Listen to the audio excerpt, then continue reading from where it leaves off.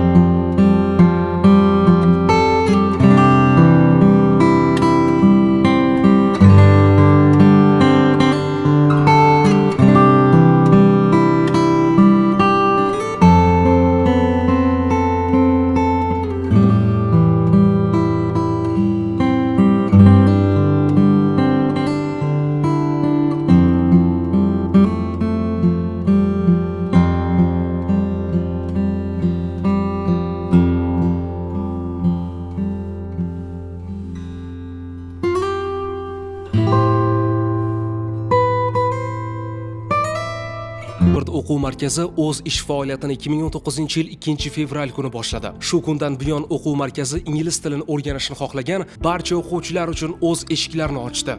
Bu muvaffaqiyat sari tashlangan ilk qadam edi. O'quv markazi ochilganiga ko'p o'tmay, Stanford brendi ko'pchilik nazariga tushdi va insonlarning ishonchini oqladi. Ko'p vaqt o'tmay, Stanford o'quv markazi ko'plab o'quvchilarning talab va istaklarini inobatga olgan holda barcha fanlarni qamrab olgan o'zining ikkinchi filialini ochishga qaror qildi va bu filialni o'quv yili boshida, ya'ni 2021-yil 1-sentyabrda Ishonch savdo do'koni yonida ochdi.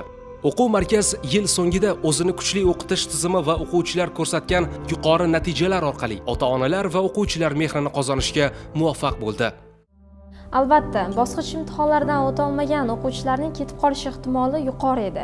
Lekin biz bundan qo'rqmadik, natija uchun ishlashni davom ettirdik. Chunki biz bilardik, sinovlarga asoslangan kuchli tizim kun kelib yuqori natijalar bilan o'zini oqlashini.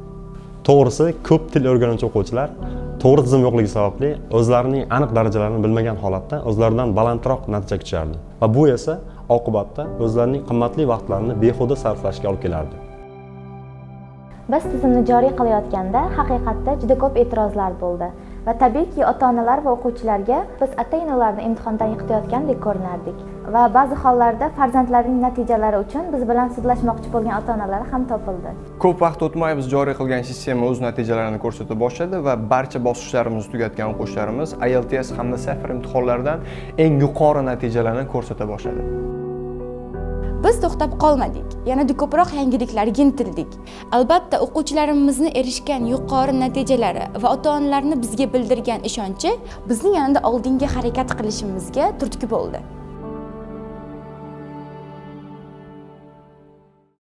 Stanford o'quv markazi yuksak shijoat bilan ishlab, ta'lim sifatini yanada yuksakroqqa olib chiqishga harakat qilib kelmoqda. Stanford o'quv markazi tashkil etilgandan to hozirga qadar ingliz tilining barcha bosqichlarini muvaffaqiyatli tamomlagan 590 nafar o'quvchilar IELTS va SAFR imtihonlarini topshirishdi va quvonarlisi ulardan 3 nafari 8, 25 nafari 7,5, 56 nafari 7 hamda 120 nafari 6 ballni qo'lga kiritishdi va qolgan 216 nafar o'quvchilar SAFR imtihonlaridan C1 va B2 darajadagi sertifikatlarga ega bo'lishdi. Bunga qo'shimcha ravishda 2021-yildan boshlangan barcha fanlardan 1200 dan ortiq o'quvchilar ta'lim olishni boshladi va 2022 o'quv yili hisobida 381 nafar abituriyentlar turli yo'nalishdagi kurslarni muvaffaqiyatli tamomlab, bu orqali o'zlari istagan xalqaro hamda O'zbekistonning nufuzli universitetlariga qabul qilindi.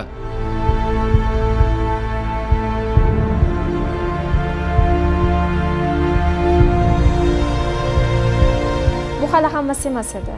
O'quvchilarga qulayliklar va sharoitlar yaratish maqsadida turli yo'nalishlardagi kuchli brendlar, jumladan British Council va IDP IELTS kabi test o'tkazuvchi markazlar bilan hamkorlikni yo'lga qo'ydik. Eng quvonarlisi, til o'rganishga qiziqishi yuqori bo'lgan, ammo imkoniyati cheklangan yoshlar uchun yillik miqdori 200 million so'mni tashkil qilgan grant e'lon qildik va natijada 50 nafar shu toifadagi o'quvchi yoshlar bilim olish imkoniyatiga ega bo'lishdi. Bundan tashqari o'quvchilarimizga yanada foydaliroq bo'lishi uchun turli xil treninglar va master-klasslar tashkilladik va xalqaro universitetlardan mehmonlar tashrif buyurdi va eng asosiysi Yoshlar ishlari agentligi raisi Alisher Sadullayevning tashrifi o'quvchilarimizga katta motivatsiya berdi. Yuqoridagi yutuqlar ortida albatta tajribali, professional va o'z ishini sevuvchi kuchli jamoa turibdi. Hozirga kelib 3 kishi bilan boshlangan kichik bir loyiha vaqt o'tib 50 kishilik katta kompaniyaga aylandi. Biz jamoamizni har tomonlama rivojlantirish maqsadida yil mobaynida 3 ta yirik team building tashkil qildik.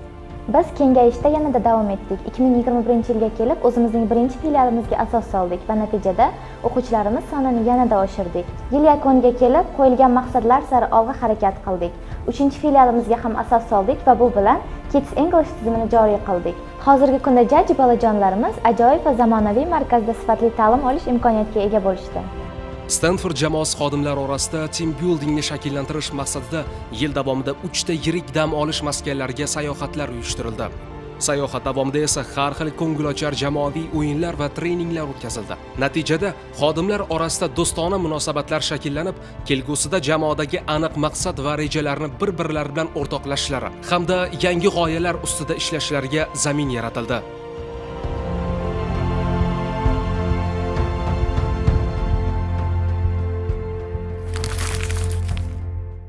Здесь мне очень нравится командная работа, так как в команде все являются профессионалами. Можно обсудить все возможные темы, даже можно обсудить и политику, или как профессионально можно готовить плов. Знаете, я очень благодарна, что я являюсь частью этой команды. Bu yerga birinchi marta kelgan kunimni hali ham eslayman.